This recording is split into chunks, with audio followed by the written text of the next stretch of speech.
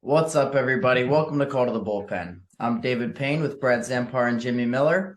Let's play ball. First episode of the offseason. The World Series just ended. We had the Astros take it over the Phillies in 6, which is I'm pretty much right where we saw this going. We all kind of discussed the Phillies had a fighting chance, which they did put up a good fight. They are the Fightins after all. But in the end, the Astros overpowered them. Astros were the better team.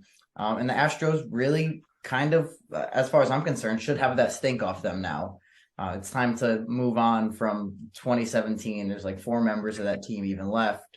Nothing left to prove now. You can't say that the Astros only won because they cheated. The Astros proved that, they've been in the championship series for the last 5 years. And now they come through and get a clean ring. So nothing left to prove as far as I'm concerned. The Astros are legit. I think even without the cheating 2017, they might have won regardless. That team is still stacked. Just a juggernaut team. But the Phillies showed that they're 1 or 2 moves away from getting that ring. And we can discuss in a little bit what we think they have to do to get that ring. But what were your impressions of this World Series? I'll start with Jim. Yeah, I mean, I'm not very surprised that they won that series pretty easily.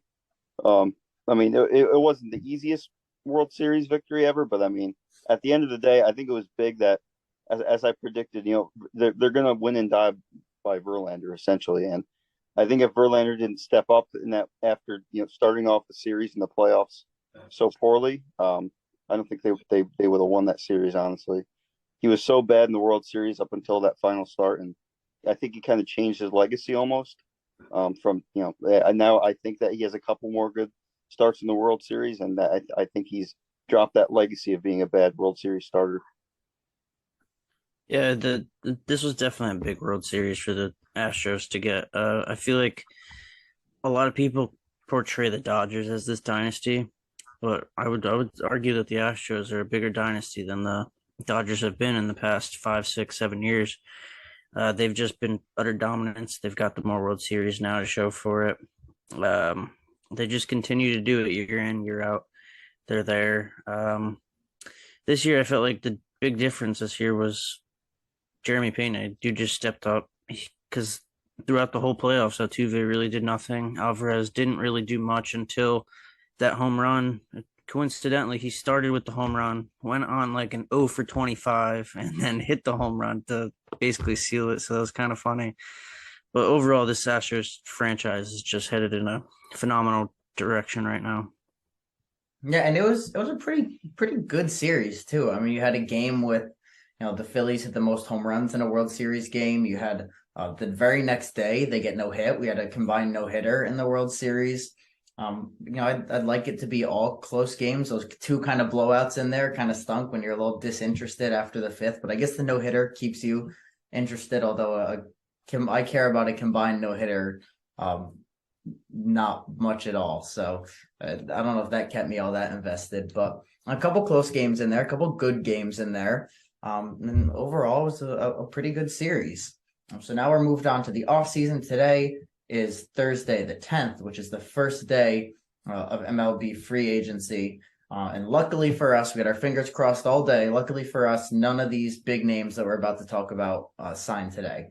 We did have Edwin Diaz go back to the Mets on a record deal earlier in a couple days ago. And then today, we had Robert Suarez back to the Padres on a record deal. Brad was telling me that it was the biggest contract for a relief pitcher who's never closed the game, which is a pretty niche, interesting stat there. But we're going to go down the list of our top 15 free agents and where we think they'll land.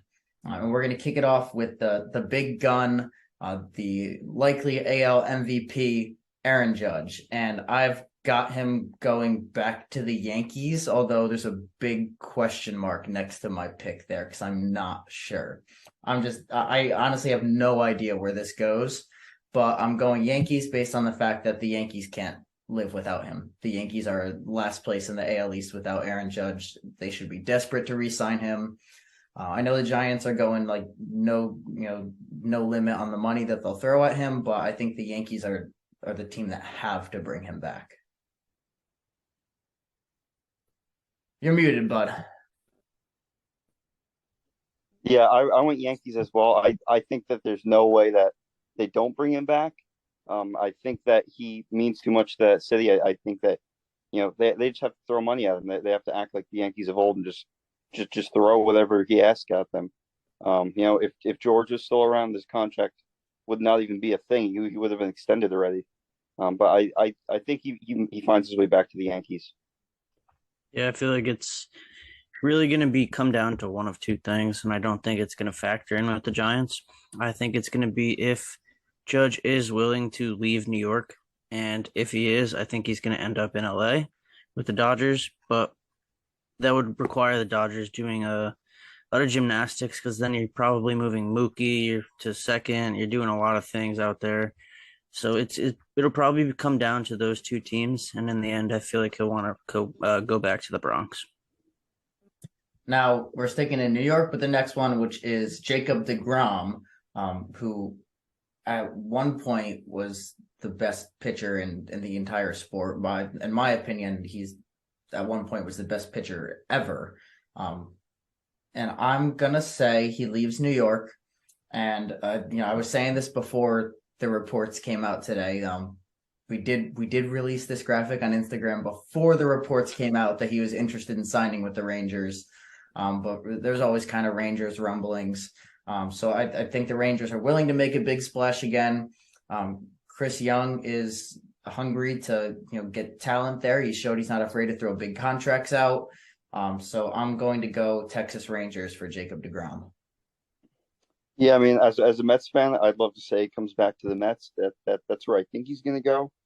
But I would not be surprised if he goes to Texas. I think that they're a couple pieces away from being a playoff contender, especially considering that division.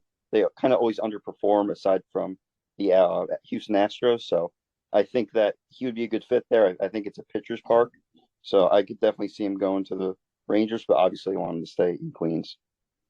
Yeah, that report I saw today, I felt like that was a perfect smokescreen from deGrom's camp. Just amazing. He letting them know early that he's willing to go talk to other teams and that he's not going to have this so-called loyalty to just the Mets. And Cohen's going to have to bulk up. I mean, when Cohen came in, he said he wanted that 1-2 front of the rotation stuff. And what deGrom did before these last 2 years was unquestionably the most outrageous stuff you've ever seen a starting pitcher do. If he doesn't get hurt, if he makes 25 plus starts this year, he probably says, I want $50 million a year, and that's it. You start there, and that's it. But obviously, I don't think he'll get to 50. I think he'll go higher than Scherzer. I think he ends up back in New York, mostly because of Cohen. He's just going to say, listen, dude, I get it. It'd be a 3-4 year deal, upwards of 45 million. Just let's go. And I think you can get creative with the structure of that deal too, where maybe he's got an opt out after the first year, where if he puts up, 25, 30 starts, then he, can opt out and hit the market again. Or maybe some kind of scale where if he hits that start, he gets a certain bonus, something like that to protect the club's interest with the injury history, but also him being able to get his proper money if he can stay healthy. Now we're going to go to Trey Turner, the premier shortstop on the market. And I think that everything lines up perfectly for him to be a Philly. I know that the Harpers and Turners have a fantastic relationship from their time in DC. You would see them posting on social media all the time. They still hang out. I think Turner has even said that he wants to go to Philly. So I think everything lines up too perfectly for him to not be a Philly there. And the Phillies are missing 1 to 2 pieces. And I think that adding his bat, as good as, Gene Segura as a contact hitter is, Trey really brings a full package to that team. And that chemistry there with Harper would be unbeatable. Yeah, I think even though the Dodgers have a ton of payroll this offseason that they can bring him back, I think Philly does make the most sense. I think that he will end up there.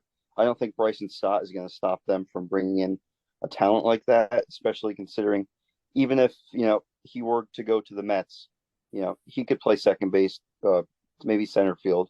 He could move around. I don't think I'm not sure if he's as intent on as Xander Bogaerts is at staying at shortstop, but I think the Phillies would definitely be the best fit for him. That's where I could see him going. Yeah, this is another one where I think it's going to come down to these two teams. It's going to be the Phillies or it's going to be the Dodgers. In the end, I feel like the Dodgers are. This is kind of like, I would say in the most recent 5 years, probably this is like the most question marks we've had around the Dodgers in a while. They don't really have a lot of payroll committed to people. They've got Kershaw as a free agent. They just declined Turner's option. It's going to be interesting for them, and they need people to build around. Obviously, they have Mookie, they have Freddie, but you need another guy there. Whether that's Judge, if they go after Judge, whether that's Turner, I feel like they're going to land at least one of the Judge or the Turner, and I feel more likely that it's that Turner stays than them landing Judge. So I went with Turner staying in LA.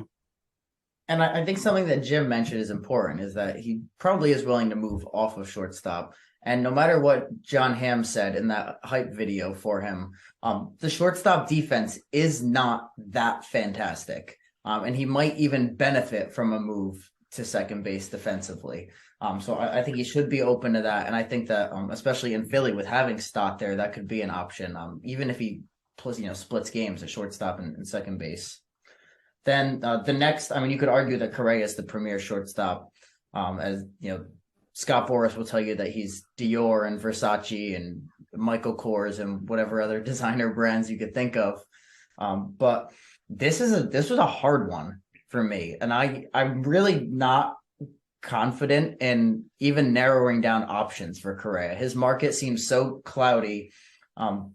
It feels like it's kind of based on what teams are able to retain their shortstops. Like if the Braves bring back, or if they don't bring back Swanson, then they're in on Correa. If the Dodgers don't bring back Turner, then they're in on Correa.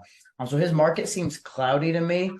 But I'm going to say that he ends up in LA and not the Dodgers. The Angels are talking about making one last push with Shohei and with Trout. I think that he's a guy who is open to deals with opt-outs like we just saw with Minnesota, where he's going to go try and maybe ring chase and have a chance to play with Shohei and Trout. So I'm going to say he's one of the guys that Angels use to make that big push. And if he doesn't end up in LA with the Angels and Trey Turner goes elsewhere, then I could see him in LA with the Dodgers as well. But I'm going to go out on a limb and say that he's the guy the Angels go after and throw big money at. Yeah, I have him on the other team in LA. As you were saying, if the Dodgers don't get Trey Turner back, I have Correa going to the Dodgers. I think it just makes sense. He's a big market guy. He's proven that he could play on the big stage, proven that he could hit in the postseason. To me, it just makes the most sense for him to go to the Dodgers. Yeah, with Correa, I have him going to the Phillies. That's kind of where I feel like he's gonna fit in best with everything that the Phillies are really doing there. They kind of need a little bit more of like a contact. I wouldn't say a contact guy, but they need somebody who's gonna go in there and hit line drives, get on base, because they have a lot of big boppers. Correa is obviously more prolific power hitter for a shortstop, but he's not a world beater offensively. And I feel like Dombrowski's going to be that guy who's just going to throw money at a lot of people. And what you were saying with the opt-outs, I feel like the opt-outs were mostly because he hated his agents and they did such a bad job that he wanted the opt-out. He wanted that just take the 1-year deal, get out, and then let the new guys come in, and then they get the new commission on the deal, on his big mega deal. So I feel like he's going to go after this big deal this time. And I feel like Dombrowski will be that guy. And I think also an underrated option is returning to Minnesota if the money is there, because the Central still is not this powerhouse division, and the Twins could very easily say, we plan on Byron Buxton being healthy. We plan on making a run for it again, and throw a little bit more money at him to keep him there. I didn't hear anything bad from him about the city of Minnesota or the organization, so I have to imagine they're going to be in the mix there still. Now we're going to go to Verlander, who you just mentioned with the Astros, kind of turn around his playoff legacy there. And I had DeGrom walking and going to Texas, And you mentioned how Cohen wants that 1-2 punch, and we know he's not shy with the checkbook. So I'm going to say if DeGrom walks, then Cohen throws a ton of money at Verlander to get a continued 1-2 punch there of some superstars. And I think that'd be so fun to see Verlander and Scherzer back together. There is a connection there. If Cohen wants to go for it and get, Scherzer in his ear, those two played together in Detroit. So I could see, if DeGrom leaves, I could see Verlander in Queens. Yeah, I think obviously my pick is dependent on DeGrom going back to the Mets. So I have Verlander going back to the Astros because I'm sure he wouldn't have a problem going back there. It seems like he loves the city. They just won the World Series, so I think that he's built such a good rapport there with the fan base. He's done very well there. I don't really see him leaving there, but if, like you were saying, if the Mets don't retain DeGrom, I could see him going to Queens. Yeah, before this owner, I want to give a shout out to Verlander and to Adam Wainwright because what they're doing at their ages, pitching in Cy Young level careers, Cy Young level seasons at their age 38, 40 seasons is unreal. And that just extends the life of major league pitchers right now. Because if we were having this conversation with DeGrom, he's been injured for 2 years straight. He's 35 years old. Are we talking about him getting even close to $30 million, what he declined this year? Probably not. Nope. It's kind of crazy what Verlander has done. I mean, he's going to win a Cy Young this year at 40. I feel like he's also been an extremely loyal guy in his career. He was with Texas for a really long time. They kind of stuck with him through the bumps until he kind of returned, and he obviously came back and they weren't ready to win, so he got traded to Houston. And then Houston stuck with him. They threw the Tommy John, gave him all the money still. I feel like he'll end up back in Houston. And it's weird because he could get like a 3-year deal, 4-year deal if he wanted to. But I think he prefers the 1 or 2 year deals right now. Yeah, he did say that he wants to go for that 300 wins, and he's probably 3 solid seasons off from it.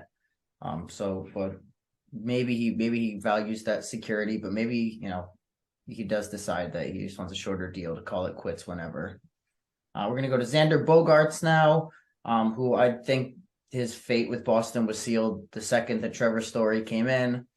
So I don't see him going back there, but I see the Cardinals needing a shortstop. So I'm going with the St. Louis Cardinals for Xander Bogaerts. Yeah, I have Bogaerts going back to the Red Sox. Obviously, that's probably not going to happen.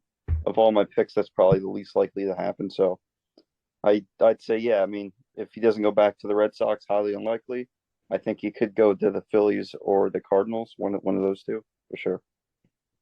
It's interesting with Bogaerts because he's obviously viewed as the most likely guy to move off of short immediately of the top 4. And if he went to third base and went out in the market and was like, hey, I'm open to playing third base, he would be the number 1 third baseman without a doubt right now. Because, I mean, the top third base option is probably Justin Turner or Brandon Drury. And Bogaerts is blowing those guys out of the water. So if he's open to that, I mean, it's going to open a lot more possibilities with more teams. But I can't really name a Cardinal shortstop that has done anything outside of Rafael Furcal, and that was in like 2011, 2012. Ozzie Smith. Well, I'm talking more recently, but also besides Paul DeJong, but even he got demoted this year to AAA. But I feel like Bogaerts has definitely fitted well for St. Louis. Big culture guy, going to another pretty big culture place in St. Louis. I feel like he'd fit in well there. Then we're going to go to Carlos Rodon, who a couple of years ago was the worst pitcher in baseball, and now we're set up to ink a, was a 9-figure deal. And I'm going to say that Dave Dombrowski is the one that gives it to him, and that they bring in Rodon in addition to Turner to really bolster that rotation. It gets somebody who can go along with Nola and Wheeler and Syndergaard. Is Syndergaard a free agent? Yes. If they bring, I think they'll bring Syndergaard back. But I think that that's a big boost for the rotation there. That when you had, Ranger Suarez is a fine pitcher, but he's not your start Game 3 of the World Series pitcher when he's going up against guys like Lance McCullers. So I'm going to say they boost the rotation there with Rodon. Yeah, I have Rodon going to the Rangers. I feel like you think last year, right? Martin Perez came out of nowhere last year with the Rangers and just had a dominant season. And then you look at what Mike Minor did, right? A few years back was an all-star with the Rangers. It seems like lefties in Texas seem to do well. So I think he's going to go back there. I think that, or not back there. I think he's going to go there. Big ballpark. I think that he's going to pretty much be the front end of their rotation, and they really need an ace like him. He's been a bulldog these past couple of years. Yeah, with Rodon, I have him going to St. Louis too. I feel like there's a lot of question marks around Jack Flaherty's health. It's kind of an older team now. They kind of need a guy who can solidify and Wainwright can kind of pass the torch to, because he might, more than likely he's probably done after this year with Yachty. Um, I feel like he'd be a good piece because then you have him, you have Montgomery in there. You got two solid lefties who can be the left side of that.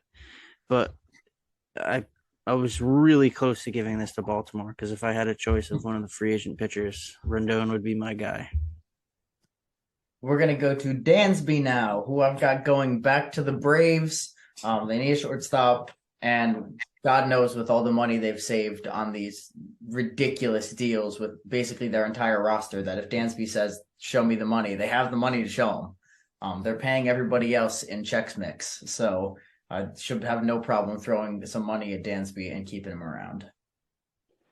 Yeah, I have him going to the Braves as well, just staying with the Braves.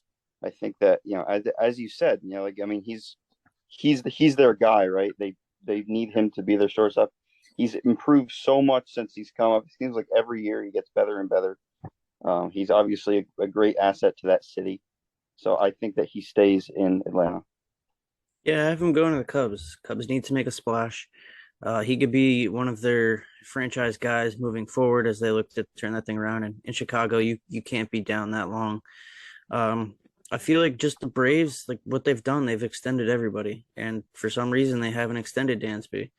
So I feel like it's got to come down to why haven't they extended him yet? Why did they let him reach free agency? So I just feel like it'll be something mutual where they just decide to go different ways. Next one is pretty easy for me, which is Clayton Kershaw. To me, he should be a Dodger for his entire career. He's When you think of the Dodgers, you think of Clayton Kershaw. He's one of the greatest players in the history of that organization, and he's still got it. So I just think it would be an awful look on that organization to let him leave. Yeah, I think he stays with the Dodgers too. Like you said, I think he's going to be like Sandy Koufax, just stays in that Dodger blue for his entire career. I think that he means so much to that city. I think that they're gonna. I'm not gonna say he's gonna take a discount to go back there, but I don't think he has the value that he once had. He's older now, and the Dodgers certainly aren't itching for money. So I think that they could definitely bring him back. If he isn't a Dodger next year, they failed. Move on. Yep, exactly. Jose Abreu.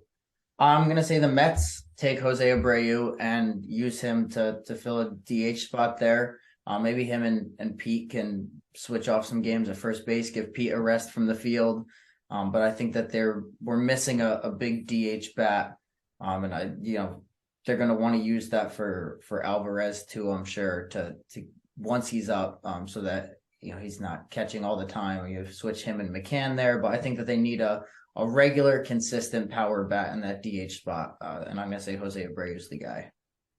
I think he goes to the Padres. If you look at the Padres lineup, imagine if you had Soto, Manny, Abreu, Tatis when he comes back. That would be an incredible, beginning of the lineup.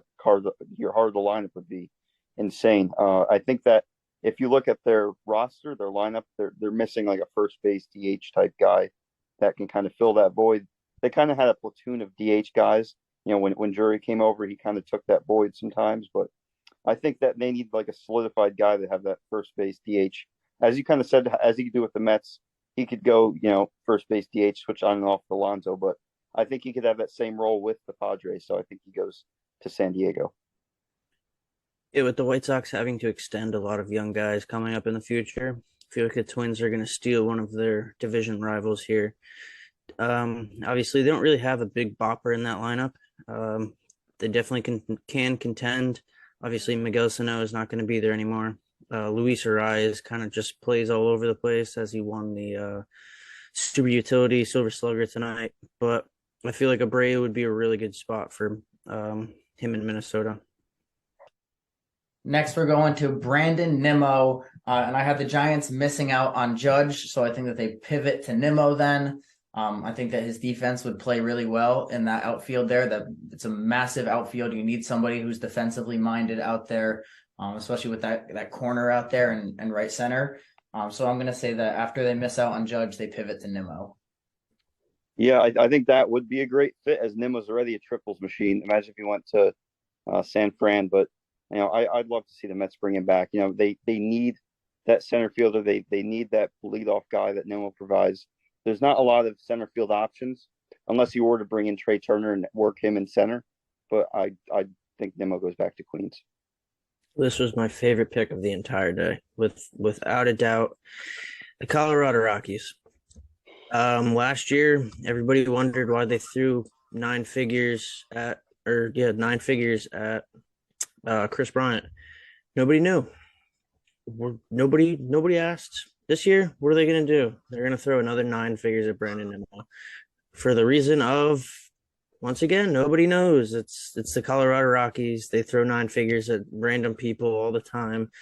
It's no shame in Nimmo. I mean, if Nimmo gets $120 million over 6 years from them, I would certainly take that, run with it. He'd be a monster in Colorado, honestly. But yeah, it's not really of saying that Nimmo deserves to go play in Colorado. It's more Colorado saying, take my money and come play for me. They always do something weird. And I would just like to point out, now that the season's over, I do not have a dinger tramp stamp because I knew that they sucked. And I told you all they sucked, and they did suck. And they're going to suck next year, even if they give Brandon Nimmo $120 million. Wilson Contreras is next. And this was one that I wrestled with. And I originally went St. Louis, but then I changed my pick to Detroit. I think he's going to go to the Tigers.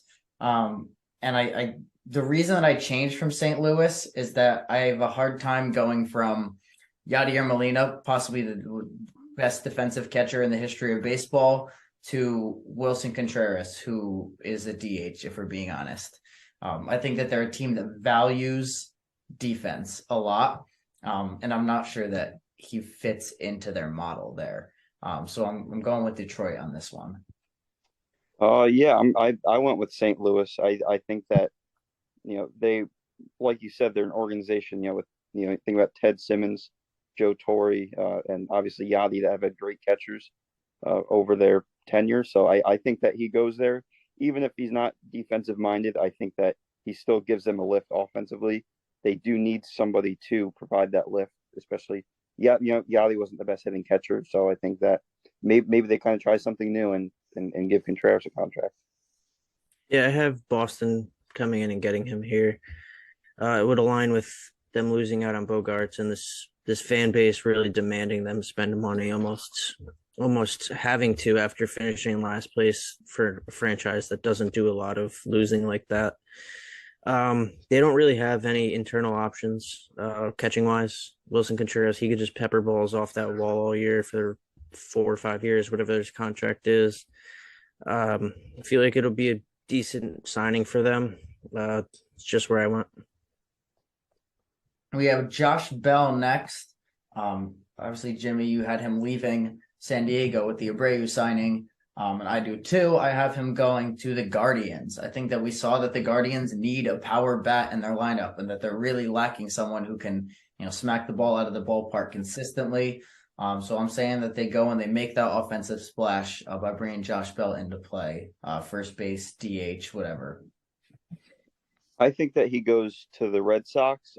I think that the way Josh Bell hits, that switch hitting ability, that ability to go the other way, he's going to pull the ball as a right-hander. He could go the other way as a left-hander. That really benefits him with the monster. He could pull the ball as a lefty, get that pesky pull. So I think that, to me, the Red Sox make sense, and they could really use a dynamic hitter like him. Yeah, I was initially out on him going to Boston because Hosmer opted into his contract, but I feel like they could easily split time there. He might even move Hosmer to DH because he's been pretty bad at first base, while Bell's been at least been serviceable. But they don't really have another lefty bat outside of Devers, who they could very well stonewall. Like they're gonna stonewall, like they stonewalled Mookie. Like they're gonna stonewall Bogarts. This franchise doesn't show like they're willing to pay stars. I don't know why you're trying to be the Tampa Bay Rays in Boston in that market, but better for me as an Oriole fan. Go for it, boys. Yeah, right. They should be sending Hosmer to Worcester, if we're being honest. Never mind DH. Just like Rusney Castillo, they did it with him. Do it to Hosmer. Triple A legend. Dude made how much? What, $80 million playing in Triple A? Yep. Unbelievable. Next up is Tyler Anderson. Had a breakout year this year after being a career like high fours ERA guy. And I'm going to say that the Cardinals bring him in to boost that rotation there. You mentioned the question marks around Jack Flaherty. If he's not healthy, then you have Anderson there. If he is healthy, then you have a pretty cool three-headed monster there. So I'm going to say that he goes to St. Louis it should be a relatively cheap deal. Like I said, he is a career 4-something ERA guy, so it's not like has a track record of what he did this year. So it's kind of a gamble thing, and I think he's a good fit there. Yeah, I think that he stays with the Dodgers. I feel like you always see these, career mid-4 guys. Next thing you know, they have one breakout season, but they go to a new organization, and then they get that bigger deal and leave, and they just suck again. So I think, if it's not broke, or if it ain't broke, don't fix it. Just stay, with the Dodgers. And I think that he's not going to go for a whole lot of money. Probably just get him on like a 2-3 year deal. I mean, as I said before, the Dodgers can eat contracts. They have a ton of payroll. I think that the Dodgers make sense for him. Why leave that system when you were so good this year? All right, now I have the Angels signing him, but it's not really for his profile per se. It's for them to sign him and say, what did the Dodgers teach you? Because they can't develop pitchers at all. So I'm going to have them signing him, and they're going to say, tell us what the Dodgers are telling you to do, and we will pay you $8 million a year. And that's it. You pay us, you give us information, and we'll pay you. That's about it. That's a good move. I think 8 is a bit low for what he's going to get, though. 8 to 12 is probably where I would put his range. Yeah, I was thinking like a 345 or something like that. And then lastly, we're going to Michael Brantley, and I think he runs it back with the Astros. I don't think that he leaves. I think that lineup with him in it is that much better. And even not playing and such, he was such a clubhouse presence during this World Series, during this playoffs. And I think that he's really besides, Altuve, one of the veteran clubhouse leaders of that team, one of the heart and souls of that team. So I can't see him going anywhere. I would love to see him go to the Yankees. That's kind of where I have him going. I think that, now's the time to get him. I think that, he's older now. He's coming off, a down year and then kind of an injury plagued year this year. So now's the, you kind of want to strike now with him. And I think that he could be a great spot in that Yankees line if they kind of need a consistent bat. I think that he goes to the Yankees. Yeah, I feel like he just stays in Houston, kind of runs it back, maybe like a 1-in-1 deal. I mean, he's just been a pro's pro his entire career. He was phenomenal in Cleveland. He's been great in Houston. I feel like they're just going to run him back with him. And that wraps it up for our top 15 free agents and where we think that they're going. If you forgot where we started, head to @CTBP Pod on Twitter, Instagram, TikTok to see the graphic with the complete list. And we're going to come back real shortly, a couple days, with a different episode where we're going to do our all MLB team, and we're going to announce our regular season awards. That's MVP, Cy Young, Rookie of the Year, Manager of the Year, Comeback Player of the Year. So that will come out later this weekend. And then we're going to start to get into some offseason stuff after that. And after that episode, we can start to discuss what that's going to look like. But that wraps it up for this one. Again, @CTBP Pod on all socials. And we'll see you not next week. I always say next week, but we'll see you this week with another episode.